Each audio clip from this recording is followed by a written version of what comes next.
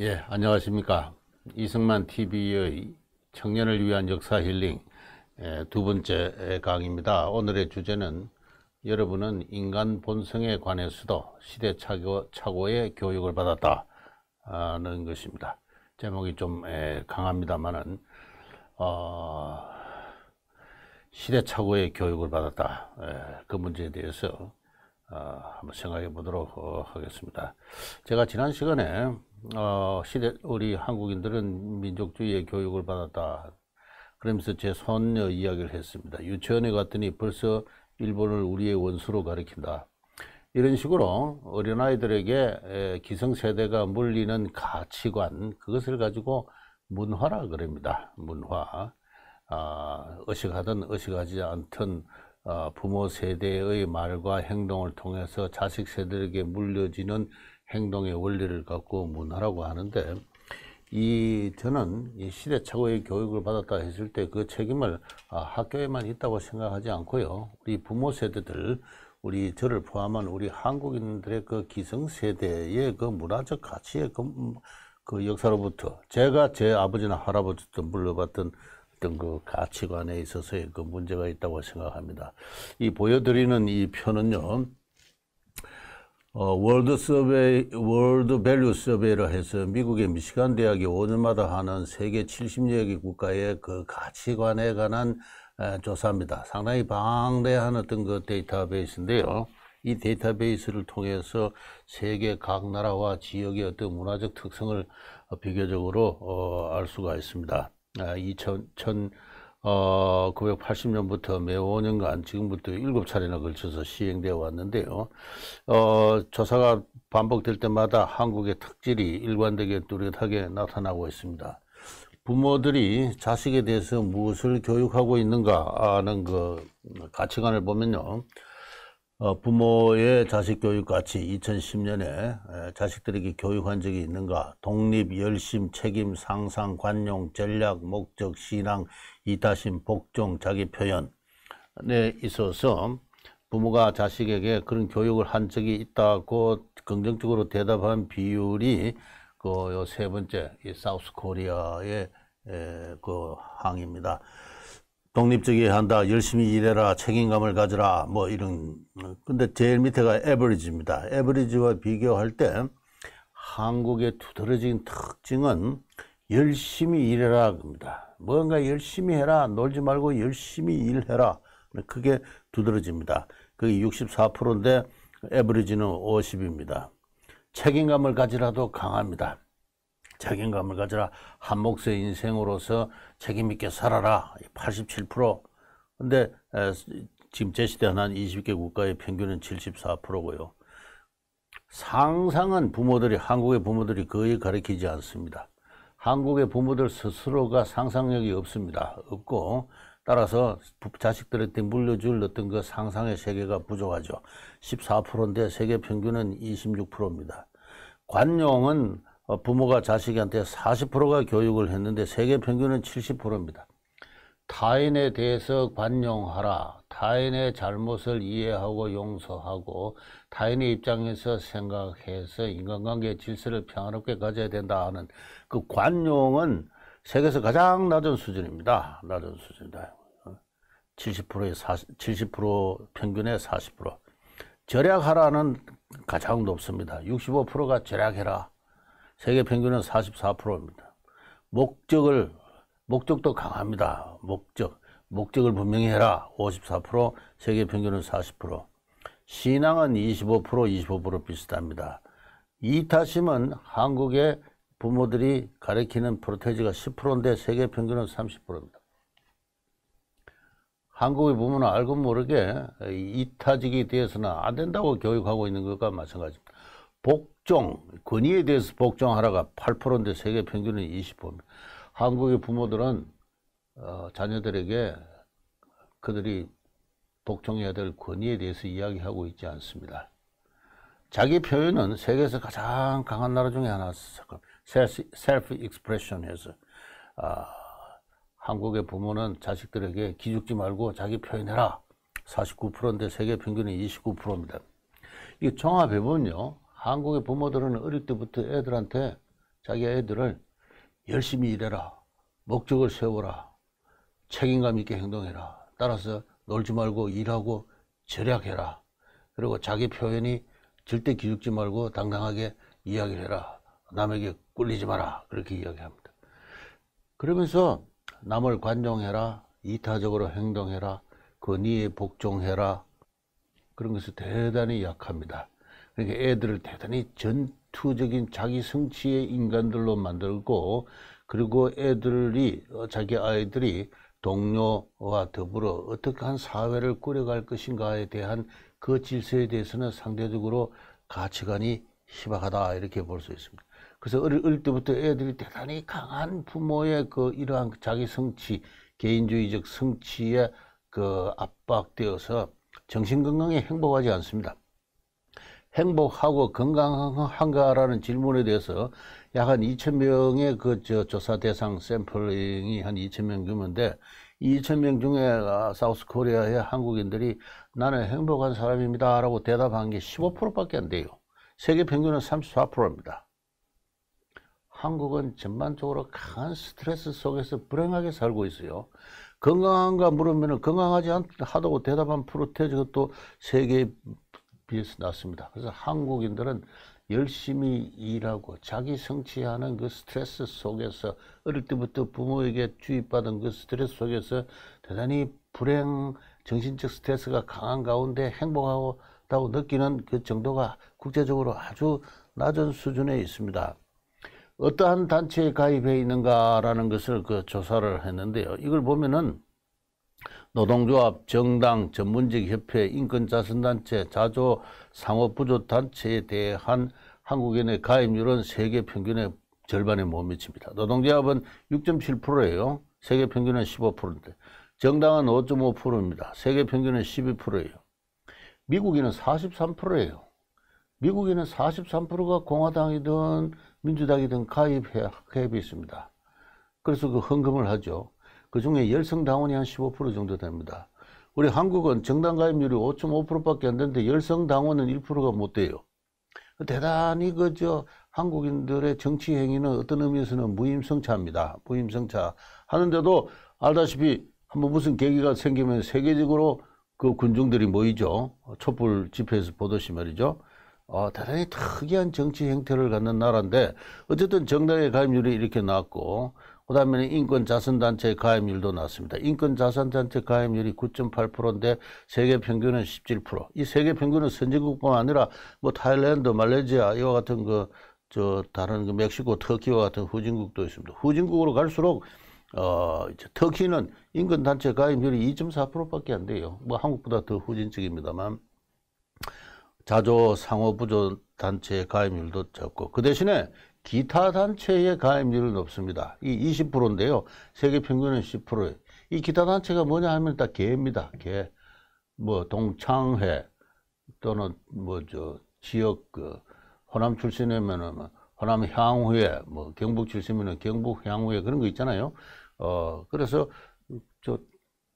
학교와 그 친척과 그다음에 동향을 중심으로 한 각종 어떤 집단 연구의 그 단체가 이렇게 많이 가입해 있다. 세계적으로 높은 수준이다. 이렇게요. 그다음에 살기 싫은 이웃에 대해서 이야기를 하면요. 이 마약 중독자나 에이즈 환자나 술 중독자나 동성애자나 미혼부부나 타인종이나 외국인 노동자에 대한 혐오율이 세계에서 가장 높습니다. 타인종에 대한 그 혐오율 보면 같이 이웃으로 살기 싫다고 한 그 비율이 34%인데 세계 평균은 15%입니다. 외국인 노동자는 44%, 세계 평균은 22%예요. 지난번에 말씀드릴 때 한국은 어릴 때부터 우리는 하나의 핏줄을 나눈 어떤 한 결이다, 이렇게 교육을 받아왔어요. 따라서 외국인에 대한 어떤 그 배타성이 상대적으로 대단히 강한 사회입니다. 그렇게 해서 이 세계 가치관 조사 가운데 이걸 종합해서 사람들은 서로 믿을 수 있습니까? 라는 어떤 그런 질문을 하게 되면은 이것이 점점 감소해 와서 1980년만 하더라도 한 37, 8% 되던 것이 지금은 한 26% 정도밖에 안 됩니다. 사회의 신뢰가 점점 감소하는 가운데 인간들이 서로 믿지를 못하는 그와 같은 사회로 한국 사회가 지금 빠져들어가고 있습니다. 이 표를 종합해 가지고 이 사회 가치관 조사를 종합해서 서울대학교 경제학부의 김병영 교수가 물질주의 지수를 작성한 적이 있습니다. 물질주의 지수가 전부 12개, 4개, 그러니까 16개인데요.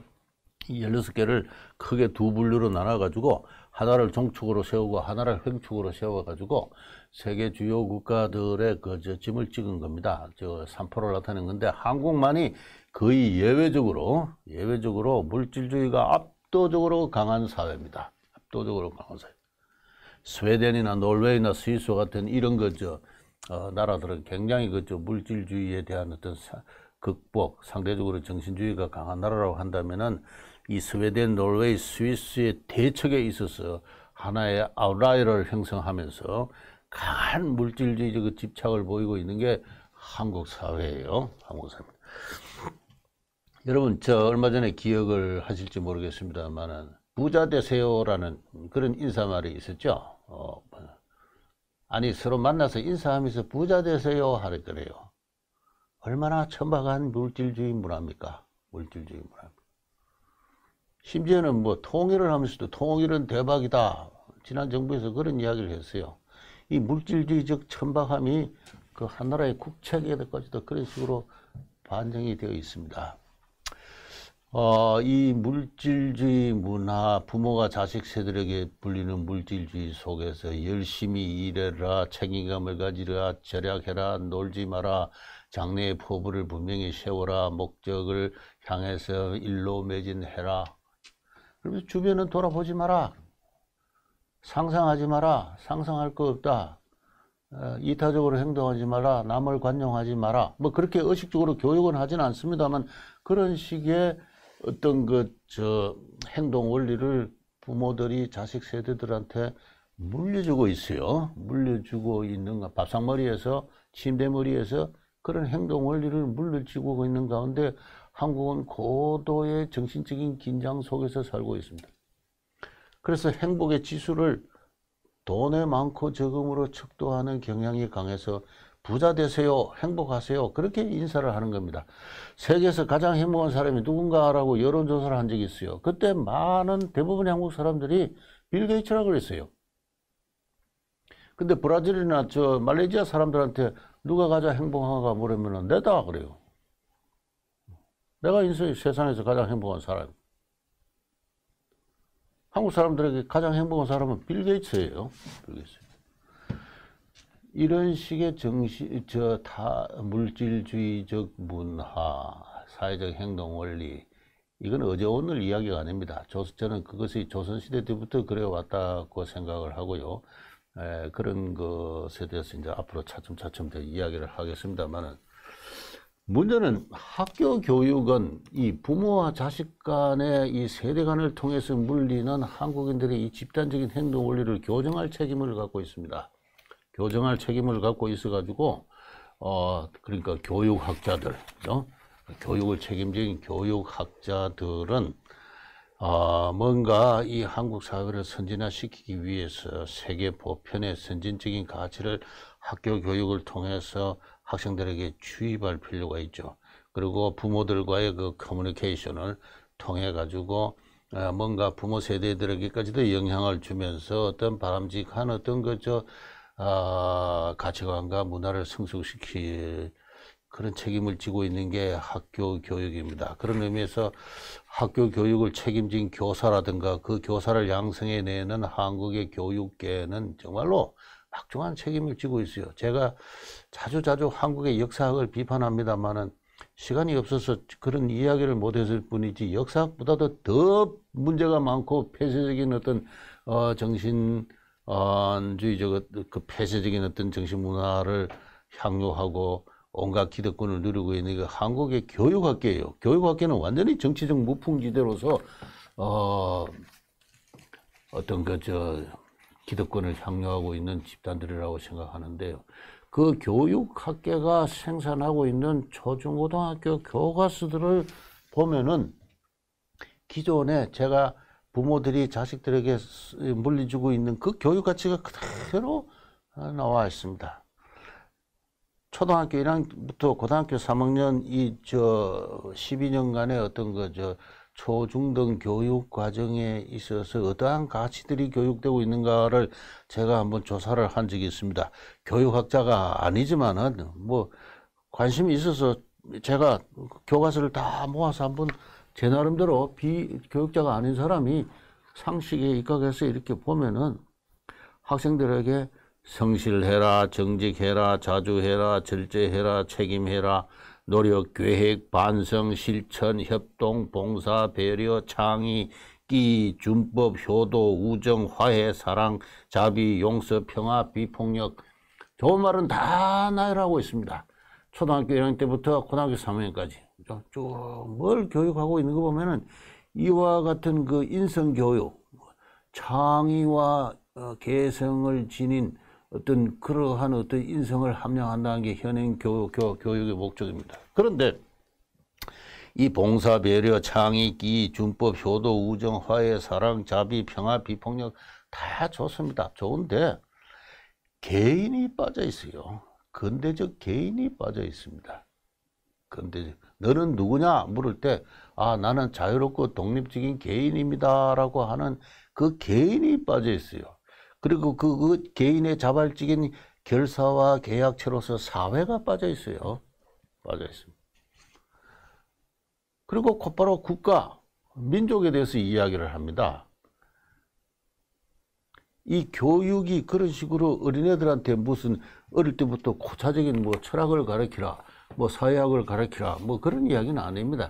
이 복잡 코드로 짜여지는 어떤 교육 과정에 있어서 애들한테 너희들은 자유롭고 독립적인 개인이다 하는, 그리고 자기 책임하여서 자기 계획하여서 살아야 되고 법적으로 성년이 되면은 부모로부터도 독립을 하지 않으면 안 된다 하는 그 생활의 가치를 가르쳐야 되고, 그리고 이 자유롭고 독립적인 개인들이 살기 위해서는 서로 협동을 해야 된다. 이 협동하는 공간이 바로 사회다. 구체적으로 회사고 공장이고 마을이다 하는 이런 이야기. 그리고 그러한 그 사회 속에서 자기 책임하에서 자기 노동하에 살 때 그것이 지고지선한 행복이다. 행복이다. 그리고 이러한 그 자유와 협동과 노동이 이루어지는 이 자유인들의 일상생활은 기본적으로 확 트인, 닫힌 국가가 아니라 트인 세계, 대세계를 전제로 한 그러한 공간에서 이러한 자유와 독립이 실현된다 하는 이 근대의 인간들이 서유로서 발생한 이 근대 문명의 핵심 요소들이 교육되고 있지 않아요. 우리 전통, 우리 문화, 우리 자연, 우리 지리, 그런 걸 알아보자. 항상 우리 그러고 이야기 있습니다. 그리고 그 속에서 인간들끼리 어떠한 원리로 서로 협동을 해야 되는가? 거기에 대한 교육이 없어요. 거기에 대한 교육이. 물론 뭐 단편적으로는 다 이렇게 있다고는 할 수 있지만은 이게 체계화되어 있지 않아요. 체계화되어 있지 않고 그게 교육 과정으로서 체계화, 고도화되어 있지 않은 것을 볼 수가 있습니다. 우리가 서구의 그 철학자들, 경제학자들 이 고전을 읽어보게 되면은 바로 그 속에서 누구나 조금씩 다 인간의 행복을 이야기하고 있는 것을 발견할 수가 있어요. 인간은 어떻게 행복한가? 공통적으로 이야기하고 있는 것이 자기 책임하에서 근로를 해서 살아갈 때 그게 지고지선한 행복이다 하는 걸 이야기를 하고 있습니다. 저는 아담 스미스의 글 속에서 그거를 발견하고 참 그 여러 가지 많은 그 감탄과 감명을 받은 적이 있습니다. 그러면 타인이 어떤 사람이 큰 땅을 갖고 큰 자본을 갖는다고 해서 내가 불행해지느냐? 아담 스미스는 결코 그렇게 이야기하지 않습니다. 어떤 부자가, 대지주가, 대자본가가 큰 부를 금과 은의 형태로 가질지언정 그거는 전혀 타인의 행복을 침손하는 일이 아니다. 그들이 가진 부는 어떻게 해서라도 사회적으로 유통될 수밖에 없고 모든 사람을 더 행복한 지경으로 이끄는 보이지 않는 선의 작용이 있게 마련이다. 그렇게 이야기를 합니다. 그렇게 해서 아주 가난한 하인이라도 자기 노동으로 빵을 벌어먹고 살고 가족들과 단란한 식탁을 꾸릴 때 그의 행복과 안전은 국왕과 귀족, 궁정 귀족의 그것보다 결코 못지않다. 이런 이야기를 하면서 근로와 노동의 중요성을 이야기를 하고 거기서 개인이 각자 행복해지는 그러한 비결을 이야기하고 있습니다. 아담 스미스는 행복에 대해서 행복의 조건은 첫째, 사람이 건강해야 된다. 병이 들고 있으면 천만 백만 가지를 소유도 소용이 없다. 두 번째는 최소한의 재산은 있어야 된다. 남한테 구걸하는 것만큼 인간을 비참하게 만드는 게 없다. 세 번째, 마음에 비밀이 없어야 된다. 이렇게 이야기를 합니다. 이 조건이 갖춰지고 있으면은 최소한의 부와 그리고 자기 노동으로서 먹고 사는 그리고 약간의 부가 있으면 이웃에게 나눠주는 이와 같은 그 미덕을 실현하는 사람이라면 그 사람의 행복이 왕후장상보다 못지않다. 그렇게 이야기를 합니다. 이러한 세계에서는 이미 18세기 중엽이 되면은 아담 스미스의 이와 같은 국부론이나 도덕감정 등이 영국 중산층 가정에 다 교양수로 보급되어 있다고 해요. 그 영국 사람들에게 빌 게이츠가 세상에서 가장 행복하냐 물어보면 그 말도 안 되는 소리라고 할 겁니다. 바로 그러한 근대의 인간과 협력의 원리, 바로 시장의 원리죠. 통상의 원리입니다. 대개방의 원리고요. 그런 자립적인 개인과 그 개인의 협동하고 분업하고 교환하는 시장 사회와 그리고 세계적인 평화의 질서 이런 것에 대한 교육이 없어요. 그래서 한국의 어린아이들은 어릴 때부터 부모 세대로부터도 아주 긴장감이 높은 자기 성취의 욕구의 강박을 당할 뿐만 아니라 학교 가서도 똑같은 이야기를 듣고 결국은 자기 구원은 민족을 통해서 이루어질 수밖에 없도록 그러한 교육의 목표를. 그래서 우리는 결국 민족과 국가를 위해서 특히 민족을 위해서 한 인간이 자기를 성취하는 그런 과정으로 한국의 어린애들을 젊은 세대를 교육하고 있어요. 한국의 젊은이들이 그런 교육을 받아왔습니다. 제가 교육학자도 아니면서 교육학계 시비를 걸어서 죄송합니다만 제가 잘 아는 중앙대학의 이성우 교수라든가 몇 사람이 교육학자를 만나면 제가 이런 불평을 늘어놓고 있으면은 아무 소리 안 하고 있습니다. 그냥 듣고 있어요. 그러면서 틀린 말은 아닙니다. 그래요. 한국의 교육학계 자체가 한국의 교육학계를 포함한 한국의 지식사회 자체가 인간의 본성에 대해서 또는 인간들의 질서로서 사회에 대해서 어떤 교육을 하고 있는지 이런 거 한번 좀 되돌아볼 필요가 있다고 생각합니다. 자, 오늘 이야기는 여기서 마치겠습니다. 예, 감사합니다.